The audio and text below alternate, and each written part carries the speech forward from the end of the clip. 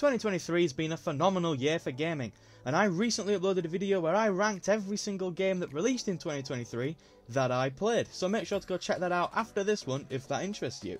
However, this video is something different. This video is where I'll be ranking every single game I played this year, regardless of when they released. I can't remember exactly how many of them there is, I think there's around 50, you'll find out in a second I guess. The years that the games released in vary from 2001 to 2023, so without further ado, let's get into my ranking of every game I played in 2023, starting of course with the worst, by a considerable distance. I must confess, I only played this game because I'd heard it was terrible, and oh boy, was it terrible. It's obviously just a cash-in using the Fast and Furious name to make some quick money, so my standards weren't that high to begin with. It's a cookie-cutter racing game with zero challenge or appeal, the controls are poor, the graphics are poor, it's just poor.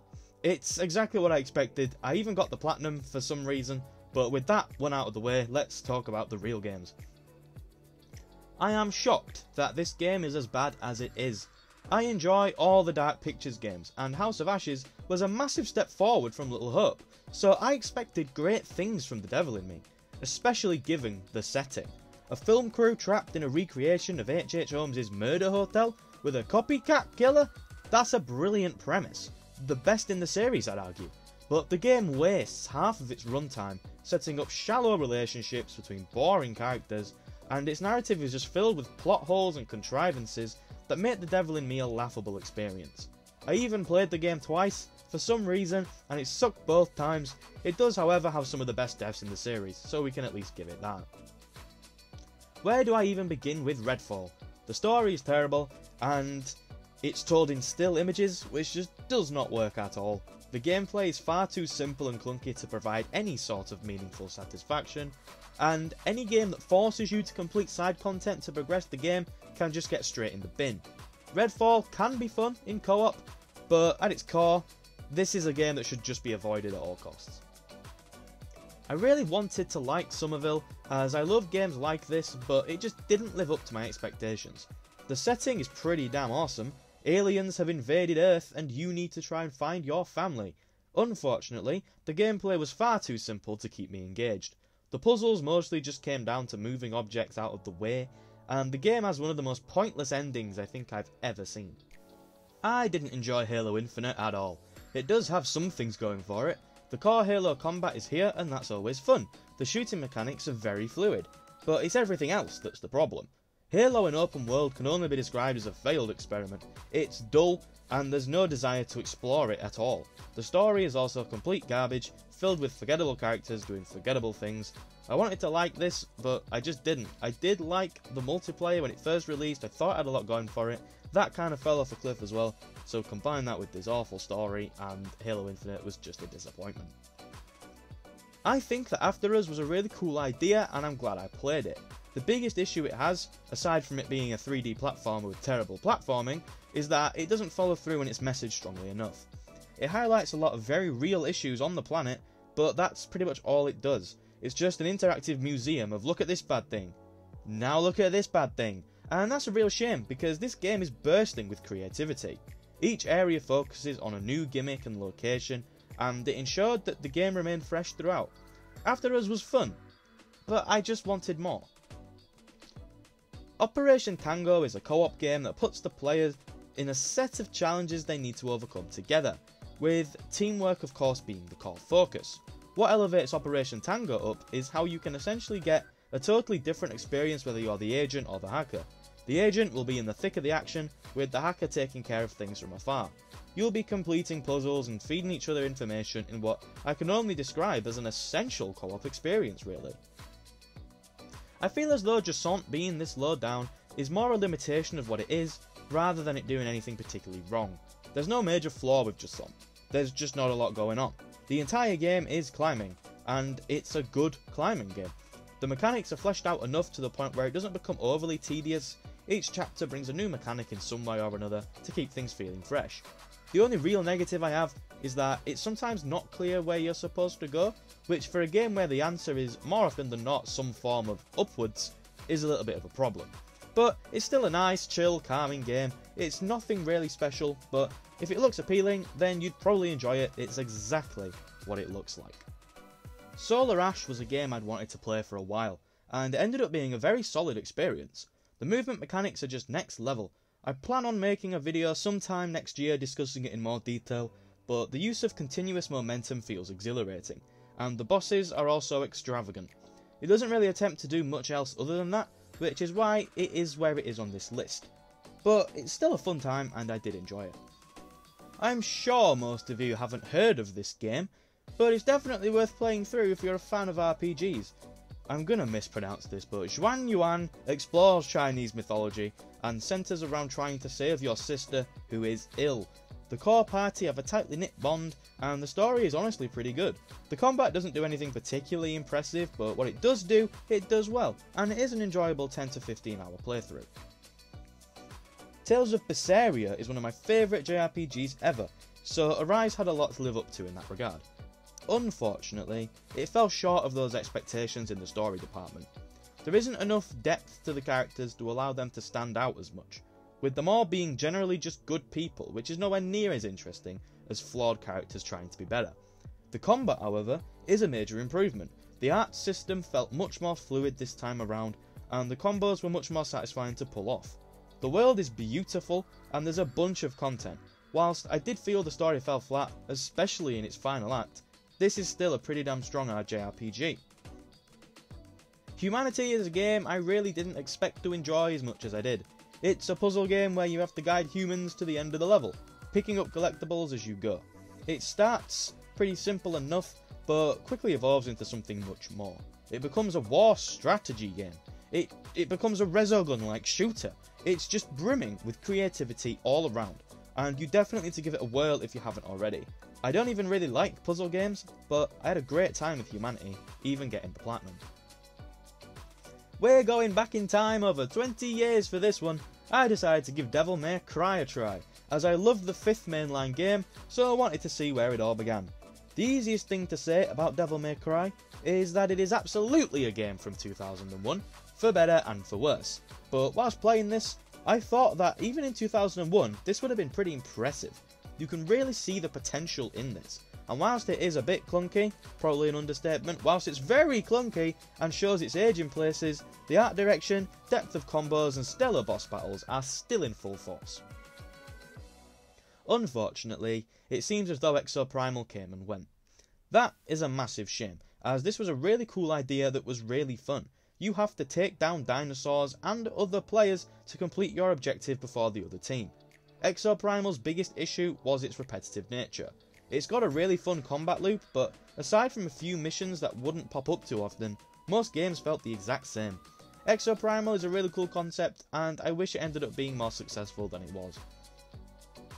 Looking back at this list, maybe I've been a little bit harsh on The Evil Within 2, because this is honestly a really cool experience.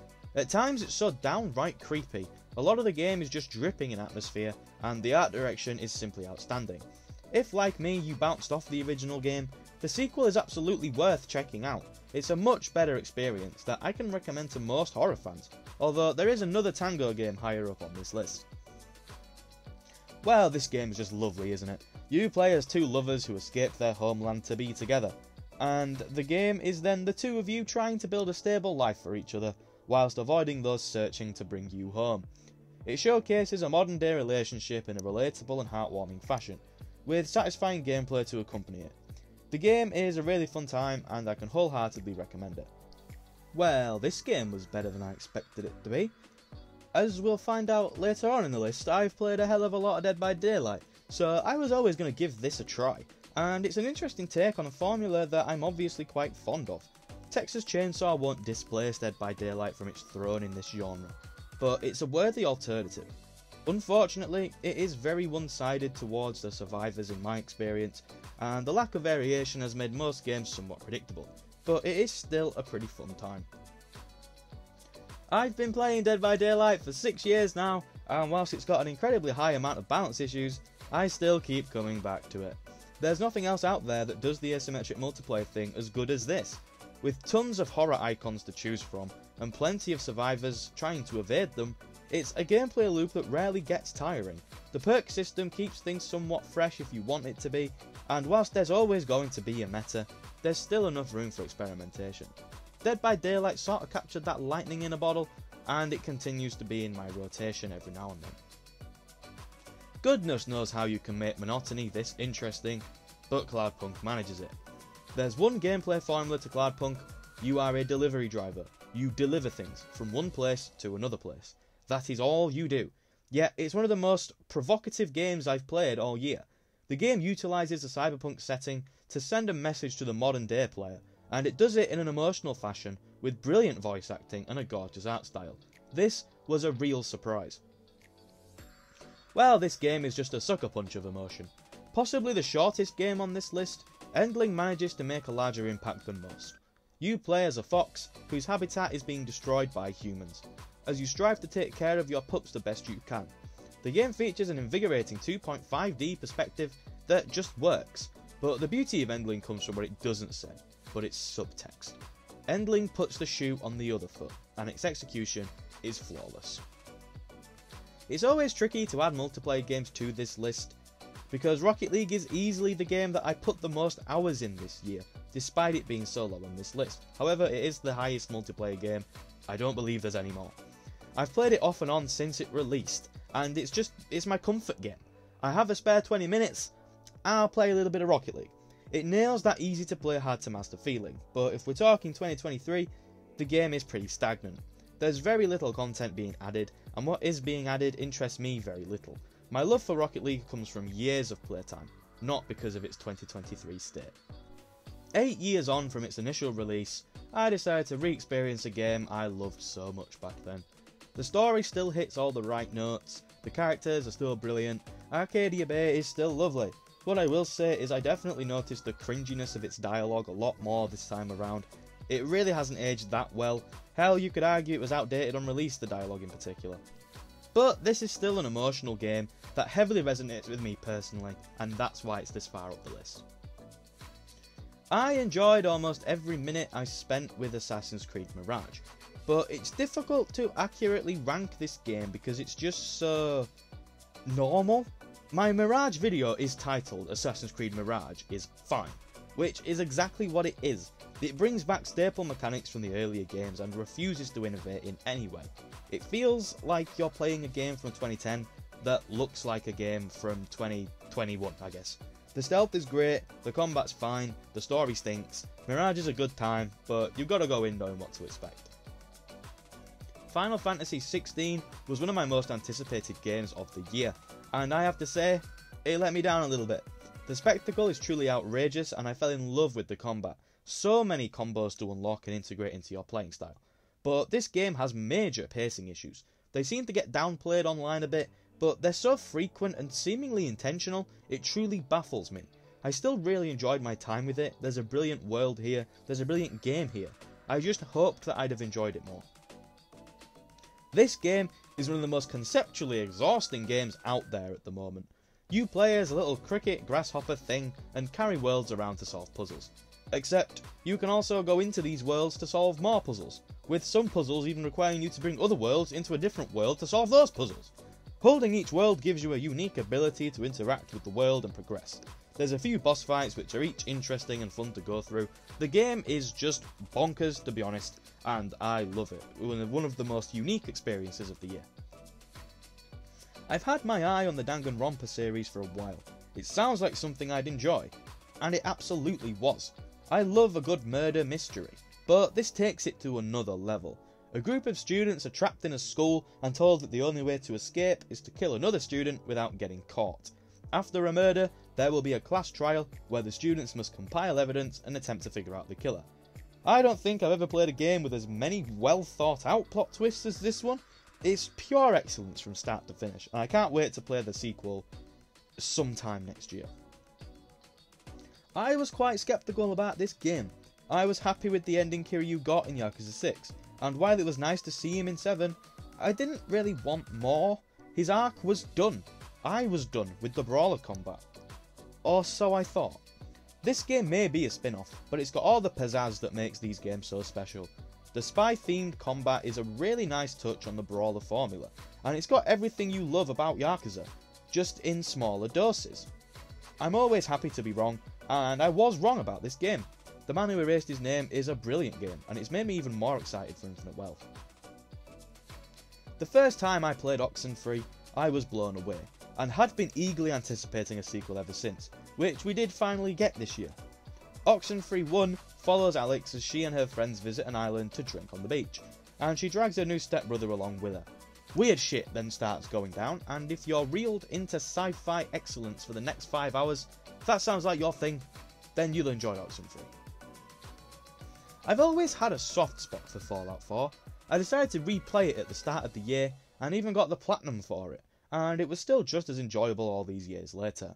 It's not a very good RPG, but what it is a fantastic looter shooter with a rich world to explore, filled with great characters and disgusting enemies. If you can appreciate it for what it is, rather than peg it down for what it isn't, then Fallout 4 is a game that has tons of content to enjoy. This is a very strong survival horror game. It's faithful to the original, it looks gorgeous, the lighting and audio design is absolutely elite. The classic Dead Space gameplay is the strongest it's been. There's a ton of weapon and enemy variety, it's a very dense game, there's a lot happening and very few moments of downtime, but if I had to offer criticism, it would be that the game blows its load too early. The game consistently throws so many enemies at you that they begin to feel more like a nuisance than a threat, and it loses its fear factor entirely by the end, which is a massive shame, as it's got all the foundations of an elite survival horror experience. You will never be able to stop me from talking about Little Nightmares 2. Little Nightmares 2 managed to tell a beautiful story without any dialogue, which is pretty remarkable. The world is creepy and you really feel dwarfed in comparison to the horrors on show during the 5-hour runtime. Whilst I don't think it's horrifyingly scary, there are sections which had me tense as hell, although this is mostly due to my fear of mannequins. The story is just better than I expected, this is just a brilliant video game all round. I've always claimed that Deus Ex Mankind Divided is one of the best games of the previous console generation, and replaying it this year proved that more true than ever. The story sucks balls, but everything else is firing on all cylinders. The immersive sim gameplay is top of the line. The stealth gameplay is satisfying as hell. The skill tree actively encourages experimentation, and the atmosphere is phenomenal. If you're a fan of games like Dishonored, yet never played this for some reason, do it. It's always dirt cheap, with some excellent DLC as well. Inscryption is one of the most creative games I have ever played. This is a card game at heart, but it's so much more than that. Even if it wasn't, the card game is so damn deep and strategic that I'd have been satisfied if that were all that there was here. But there's a lot more, and I can't tell you what that is because it would be a massive spoiler. I will be uploading an Inscryption video some point next year, but definitely go and try this out if you haven't because it's a very worthwhile experience. I know I put the first game a lot lower than this one, and that did hurt me.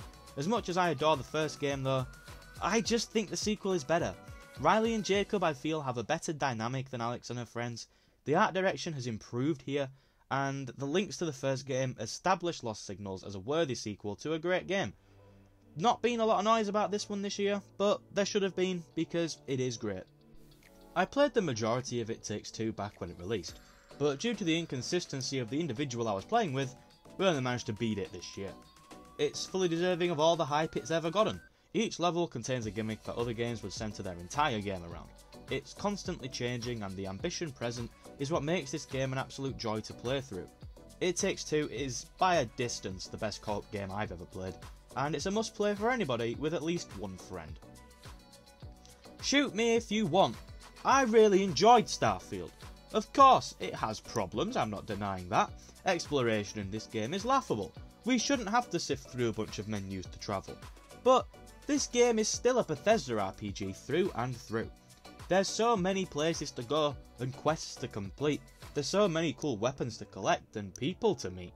There's so many gorgeous planets to visit and factions to join. There's just so much content on offer and most of it I found really enjoyable. Starfield is fun, and I will not apologise for saying so. Man, am I glad I decided to play this game. Sea of Stars is a turn-based RPG that is bursting with creativity and intrigue at every turn. The art style is simply gorgeous, you visit some phenomenal looking places, the combat remains fresh due to the interactivity element. If you press attack again just as you strike the enemy, you do extra damage. If you time a block as you're about to get hit, you take less damage. And each ability has a sort of mini game attached to it that determines the damage.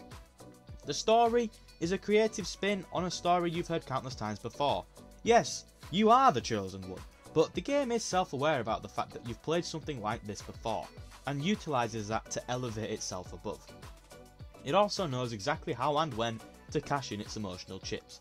A lot of the writing in this game does struggle a little bit, the two main characters are incredibly boring, but I do think this game is still a must play if you're into this genre. What a brilliant experience this was. I was so unbelievably surprised by how much I loved this damn game. You're trapped in a bunker with an omnipresent monster and you need to escape the bunker, but the real brilliance is in the game's use of RNG. My Amnesia video is my most viewed video on the channel, so you can always watch that for more detail, but the monster can essentially always hear you. But its appearances are totally reliant upon your movements and how loud you are. You also need to ensure you keep the generator fueled up to keep the power on, otherwise you can't see a thing. I just fell in love with this. It's one of the best horror games I have ever played. I decided to play Assassin's Creed 2 for the third time this year, for no reason other than it's just always been a favourite of mine. Ezio brings so much life to the game that you can't help but root for him, and his justifiable lust for revenge. The game's art style is timeless, exploring Florence and Venice is just a beautiful experience. The combat isn't overly complex, but it still hits the spot. I'll just always have time for the best game in the Assassin's Creed series. I had an absolute blast replaying Cyberpunk 2077 for the first time since launch. It's a lot easier to appreciate everything the game got right when you're not worrying about crashes and game-breaking bugs. The world finally feels alive on top of looking gorgeous. The characters are so beautifully well written that it makes me angry the industry doesn't have more of this quality. And the combat ain't exactly bad either. Cyberpunk always had strengths, but those strengths are now easier to praise, as the game is a fantastic time all round. Celeste is one of the most important games I've ever played. It's been 5 years since I first played the 2D platformer, and I decided to revisit it, as the message it relays to you is always an important one. Not only does Celeste provide an intricate platformer with exceptional mechanics, constantly evolving with each chapter, but it also delivers an emotional story about internal struggles and the importance of prioritising mental health. It's one of the best games I've ever played, and I can confidently recommend it to absolutely everybody. I'm a massive Yakuza fan, but I really didn't think that Like a Dragon would shoot this far up my list. I would say it's the second best game in the series, as the changes made here all worked wonders. Ichiban is the perfect replacement for Kiryu.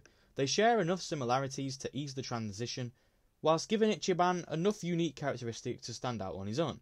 The turn-based combat is actually the best combat in the series full stop in my opinion. The depth is insane, and the execution is immaculate. The story is heartfelt, and there's a ton of quality side content to chew on. It's just an all-round exceptional game. God of War Ragnarok is an absolutely astonishing sequel to one of my favourite games of all time. Ragnarok's story focuses on Atreus coming of age and figuring out who he wants to be, and the strain that puts on his relationship with Kratos. The story is deeply heartfelt and also says a lot about the topic of fate and how much faith we should really put into it. The gameplay is an improvement on the first game, with more options and fluidity present throughout. The game is stunning, the presentation is outstanding, the game is just simply magnificent. Hi-Fi Rush was the second game I played in 2023, and come the end of the year, it is the third best game I played for the entire thing. Hi-Fi Rush is fantastic, a light-hearted hack and slash where you need to time your attacks to the beat of the music. It's genius. There are so many combos that are all useful if utilised correctly. The story and characters mean that this game is just an absolute joy at all times. And just look at the art style.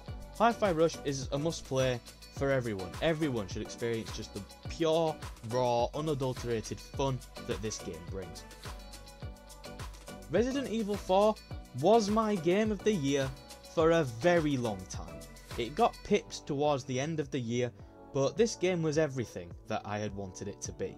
I was initially skeptical because the original is one of my favourite games ever, and I didn't feel it really needed a remake, but we've been given one, and it's just, wow, it's just so damn fun. The combat loop is ridiculously satisfying, it's gorgeous, and it mostly irons out the kinks that the original had. Bringing this game into the modern era turned out to be a brilliant decision. I initially didn't want this to be a thing, but I was absolutely ecstatic to be proved wrong. And my game of the year for 2023, the game that I enjoyed the most out of everything I played this year, was Spider-Man 2. I didn't get around to playing some other massive releases this year, such as Baldur's Gate 3 for example. I'm sure many people expected that to be top of everyone's game of the year list. I didn't get around to playing it, but I did have a lot of fun with Spider-Man. The combat is simply absurdly fun. It never got repetitive for me, I loved it. The traversal around New York is exemplary, and the story is a wild ride throughout and is an excellent sequel in almost every regard. I blew through everything this game had to offer in around 5 days, I think. I just fell completely in love, and at the end of the day, we play video games to have fun, and I had the most fun in 2023 with Spider-Man 2. So that is me ranking every single video game I played in 2023. What games did you enjoy the most this year, and what games let you down the most? Please let me know in the comments and we can talk about it. I really hope you enjoyed this video because I put a lot of effort into it. There was obviously 50 something games on here, and I really hope you enjoyed it. I put a lot of work in, but anyways, if you enjoyed the video, please leave a like because I will give you a high five through the screen if you do. And if you want to see more videos from me, then consider subscribing. I upload gaming videos every single week, and I have a feeling that you'll like them. But that is all. Have a nice day, and goodbye.